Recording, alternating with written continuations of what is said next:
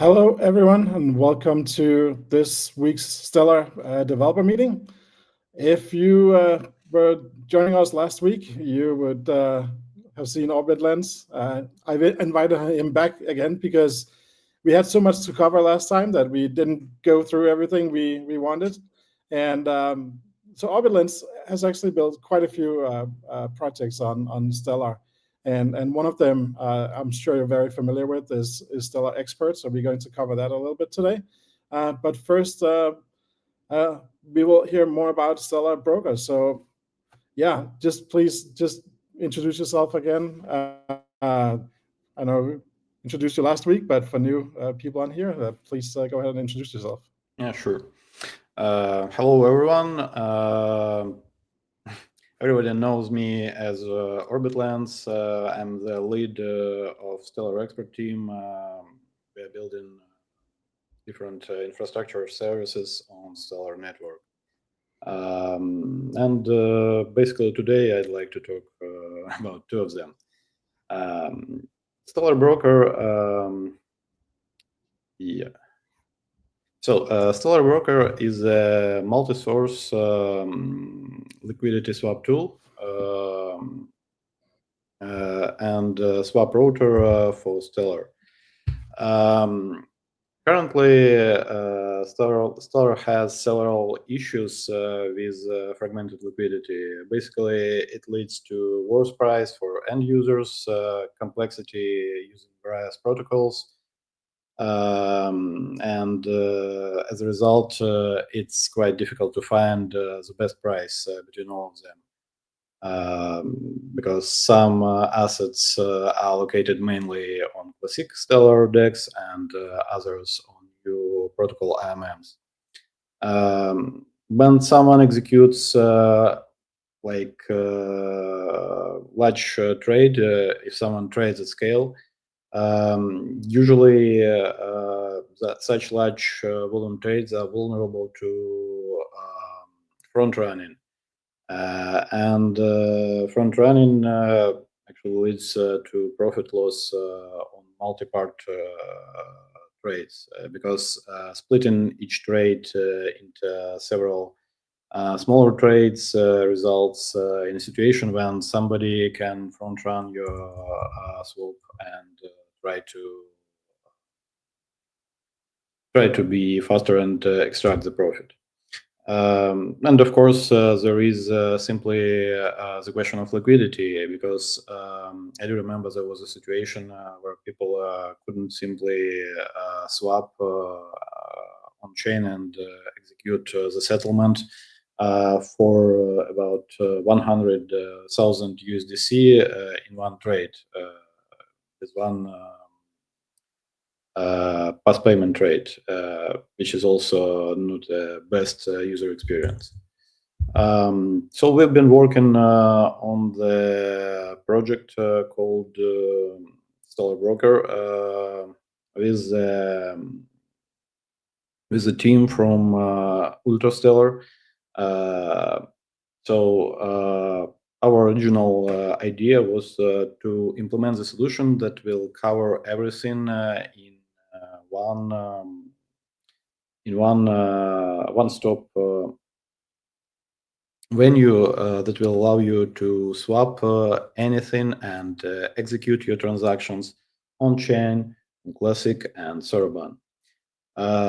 It provides a lot of benefits for end users, providing better exchange rates, front-running protection, and on large trades, it will lead to the minimal price impact. Non-custodial swaps allow us to avoid centralization issues and also there is no need to retry failed transactions because everything will be retried automatically, and even if the swap fails for some reasons, for example, liquidity isn't there anymore, then the system will propose a new a new trade opportunity which will be automatically executed. For applications that want to integrate our service, we can offer revenue from user swaps, reliable execution flow, seamless API integration, which means that you just connect it to your existing wallet and it will work just fine. And of course, it's offloading the complexity of building for two different networks, like Classic and Soroban, which is a bit separated, despite that it's under the same Stellar network roof, and like managing multiple connections to various swap protocols. So partner which connects to the system can view the revenue and receive payouts for the swaps executed by the users. This kind of monetizations benefits end users and developers alike because users still get better rates and developers can receive micro bonuses from these transactions from their user base. The integration will be pretty straightforward. We already published the SDK for it. Everything you will need, you just need to insert API key from the website, and from this point it will work. It will just work. Under the hood, it's much more complex than it looks because it works with various liquidity pools on the Soroban.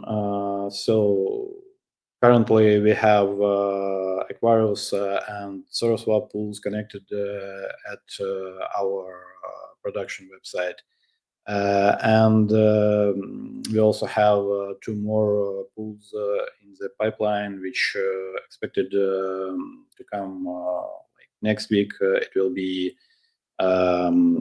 Phoenix Hub and it will be Comet pool. So our execution engine like finds the best opportunities and first of all analyzes how the trade can be split into many multiple trades because executing several different trades instead of one large transaction means that there are less chances to get front run or to just end up with a failed transaction because the market is always a dynamic thing. It's moving a lot, and it's virtually impossible to guess which liquidity will be there like in the next ledger.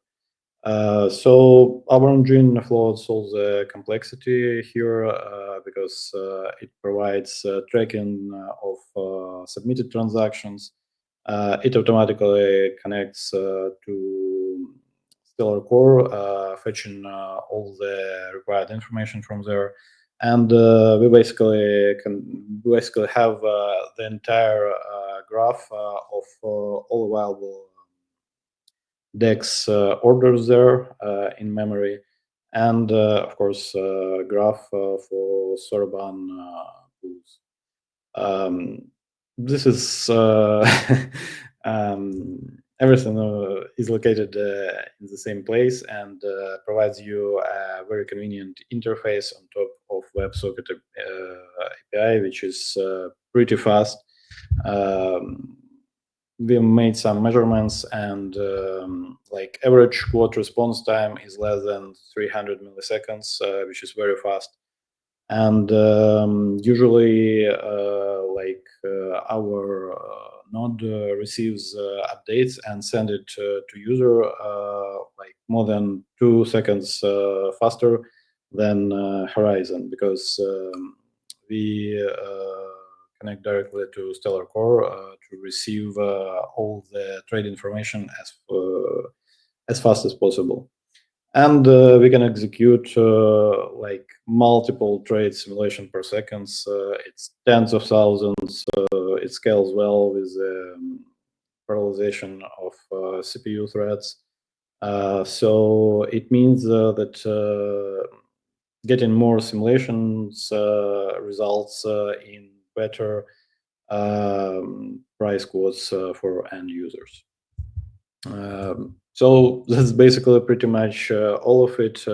I just wanted to say that it is already connected to Albedo wallet, and we are working to connect it to StellarTem and other ultrastellar applications. If you are interested to try it, to play around, just let us know and let's talk. Any wallet or application that works with user trades can benefit from this optimized transaction execution flow. So just let us know. Probably if we have any questions in the chat, I'll be happy to answer. Yeah, let's see if there's any questions in the chat. There was one about public-facing docs. I think Raf shared a link to GitHub. Is there anything else people can go look at? Yeah, it's basically the GitHub link, and currently it's the npm package which shows the example of connection to the system. So that's basically everything you need to integrate. Great. I think it's super interesting also, and not just because of the ease of use, but also the speed and the fact that you can bring the swap in on your own application and decide what fee you're going to charge for doing the swap. So super interesting. If we don't have any other questions, we can also see if we have some time at the end of it, but we can move to StellarExpert, and that should be a tool that is known by most Stellar developers. It was probably the first tool I started using, trying to verify that my transactions were going through and just playing around with different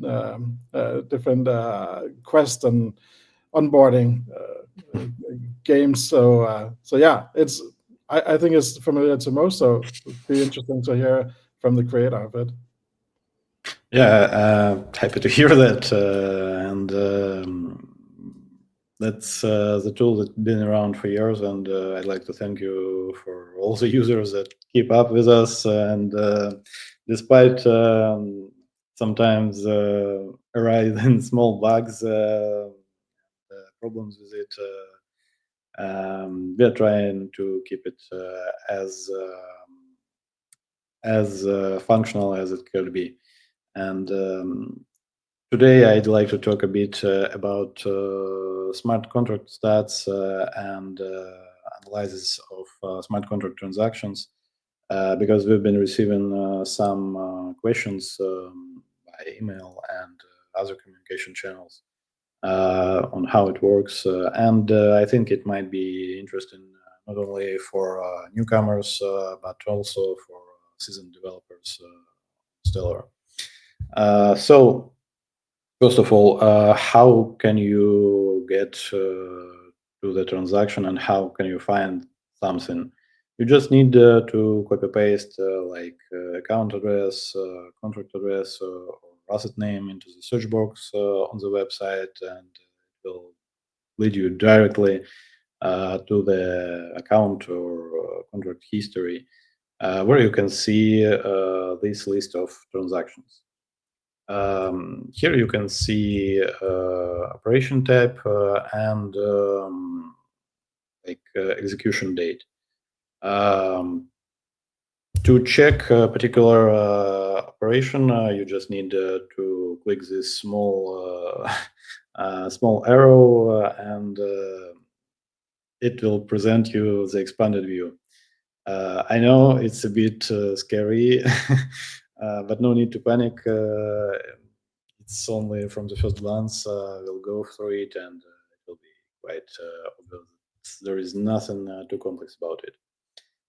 First of all, it shows the call tree of the top-level contract invocations. So we have this top-level contract that can invoke some other contracts and provide additional functionality through this. When you click this info icon, you can see the expanded view of the contract function itself. It automatically shows you parameters of the function, return value, like version of the runtime and SDK, and if developers left commands there, then you will also see these Rust commands in this section. Debit and credit records show the amount of tokens which have been transferred, like spent, received in the during the transaction execution. So we can see here, for example, that this amount of tokens has been debited from this account and credited to another account. Contracts can save the data on the ledger with different storage retention options. So like instance data is basically the data that is inside the contract itself. And every time like the environment loads the instance of the contract, it also loads all the data attached to it. Persistent entries stored separately, and temporary items can be used to store some cheap temporary information that can be easily evicted. Additionally, some contracts may emit events, which is this mechanism is intended for publishing data for indexers. The event consists of the header of the event and some arbitrary contract data. So these events can be further analyzed by indexers, by RPCs, or some other applications. And at the bottom of the invocation, you can see what happens on the system level.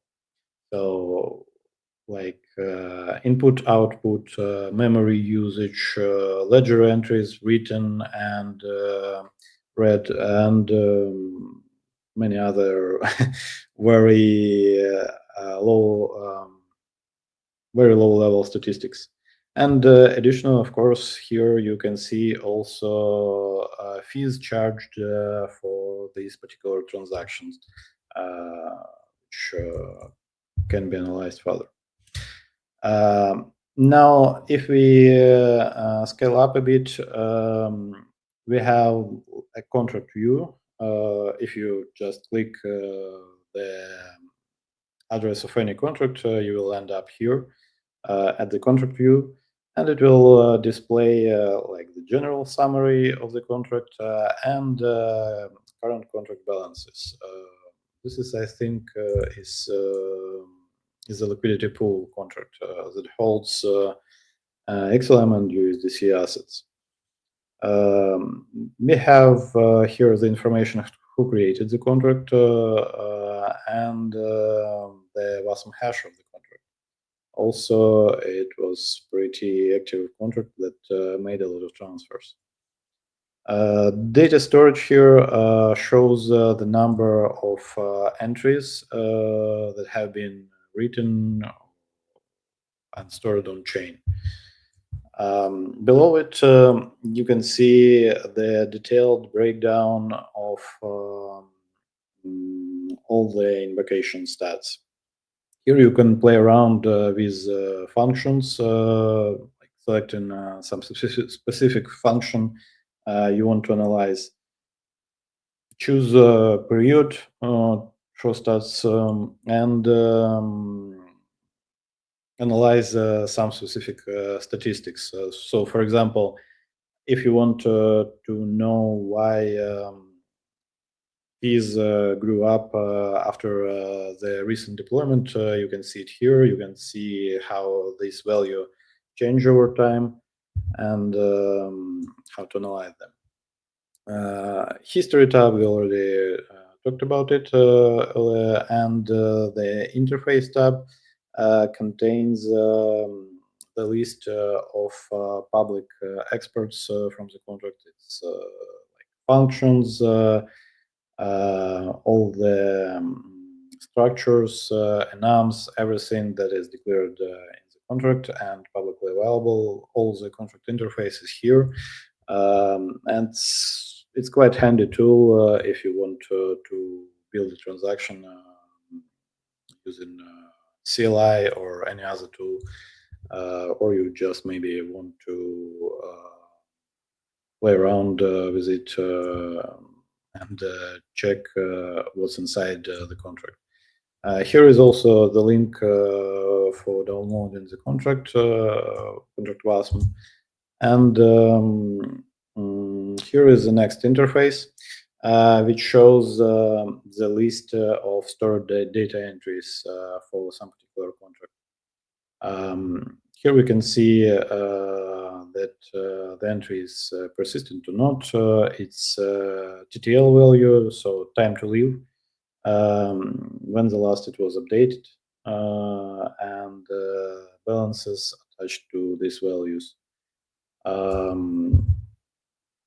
And one more thing that I'd like to cover, probably not everybody knows about this functionality, but we have protocol versions history in the interface.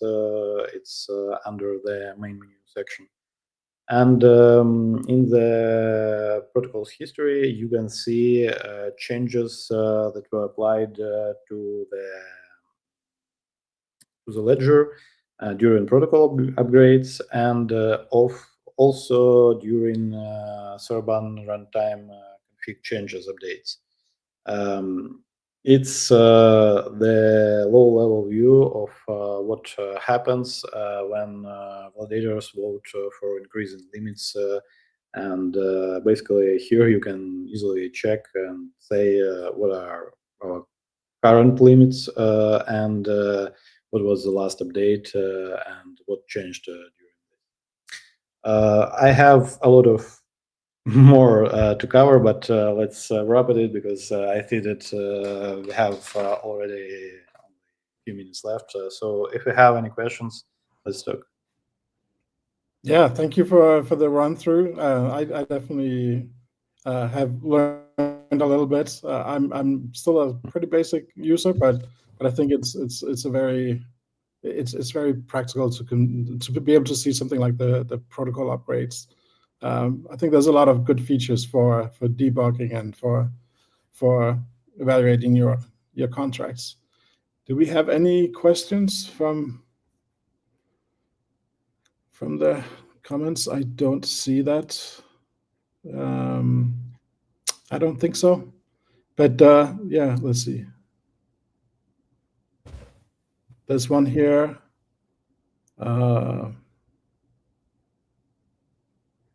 Something about combining Classic and Soroban.